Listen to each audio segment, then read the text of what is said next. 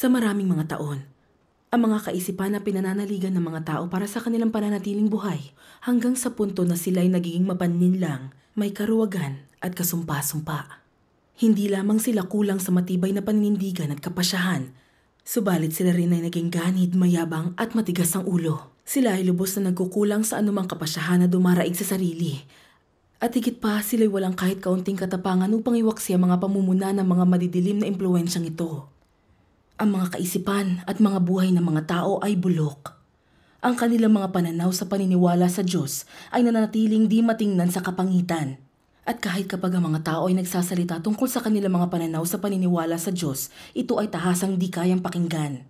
Ang mga tao ay naduduwag lahat, walang kakayahan, kasumpa-sumpa, gayon din ay marupok. Sila ay hindi nakadarama ng pagkainis para sa mga puwersa ng kadiliman at hindi sila nakadarama ng pagmamahal para sa liwanag at sa katotohanan. Sa halip ginagawa nila ang lahat ng kanilang makakaya upang mapaalis sa mga ito. Mula sa panahon na ang tao ay unang nagkaroon ng araling panlipunan, ang isip ng tao ay naging abala sa agham at kaalaman. Doon ang agham at kaalaman ay naging kasangkapan para sa pamumuno ng sangkatauhan. At doon ay wala ng sapat na puwang para sa tao upang sambahin ang Diyos. At walang kanais-nais na mga kondisyon para sa pagsamba sa Diyos. Ang posisyon ng Diyos ay lumubog ng lalo pang mas mababa sa puso ng tao. Ang isang mundo sa puso ng tao na walang lugar para sa Diyos ay madilim. Walang laman, saka walang pag-asa.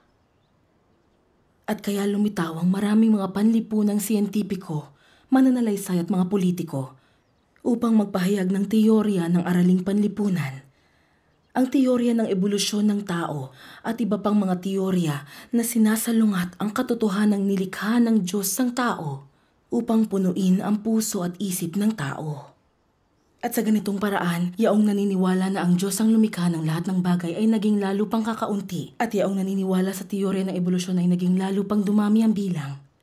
Parami ng parami ang mga tao na itinuturing ang talaan ng gawain ng Diyos at kanyang mga salita sa kapanahunan ng lumang tipan bilang mga alamat at mga kathang isip. Sa kanilang mga puso, ang mga tao ay nagwalang bahala sa karangalan at kadakilaan ng Diyos. Sa doktrina na ang Diyos ay umiiral at tumahawak ng dominyon sa lahat ng bagay. Ang pagpapanatili ng sangkatauhan at ang kapalaran ng mga bayan at mga bansa ay hindi na mahalaga sa kanila. Nakatira ang tao sa isang hungkag na mundo na iniintindi lamang ang pagkain, pag-inom at paghahangad ng kasiyahan.